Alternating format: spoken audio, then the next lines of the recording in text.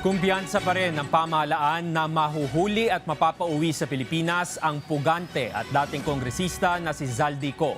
Samantala, ang negosyante namang si Atong Ang nananatili pa rin umano sa bansa ayon sa DILG. Si Ryan Lesiges sa sentro ng balita. Madulas man at mailap sa batas, tiwala pa rin si DILG Secretary John Vic Remulla na mahuhuli at mapapabalik na sa bansa ang pugante at dating mambabatas na si Zaldico para harapin ang mga kaso laban sa kanya. Ayon kay Remulla, nananatili pa rin ngayon sa France si Ko. Kaugnay nito, inamin ni Remulla na siya ang nagbigay ng impormasyon kay Pangulong Ferdinand R. Marcos Jr. na naaresto na si Ko sa boundary ng Czech Republic at Germany.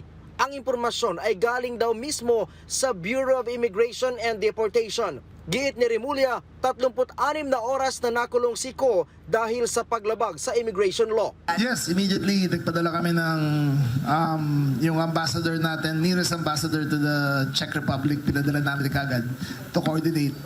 Yung military attaché, pinadala rin namin. But, nahuli ang padala natin ng abogado. Sa ngayon, umaasa ang Pilipinas na maaprubahan na sa lalong madaling panahon ang Interpol request ng pamahalaan sa France. Mas mahihirapan daw kasi ang bansa na mapauwi si Ko kung maaprubahan ang asylum request nito sa France bago pa ilabas ang Interpol notice. Daan-daan sila tatawa-tawa dyan. Seryoso ako sa ginagawa ko. Diba kung tawanan nila ako, may paglalagyan sa akin yung parehong yan mo. Samantala, muling iginiit ni Remulla na nananatili pa rin sa bansa ang negosyanteng si Charlie Atong Ang. Agad-agad, nag-organize kami ng strike team kung nasaan siya. Pagdating namin, nakaalis na.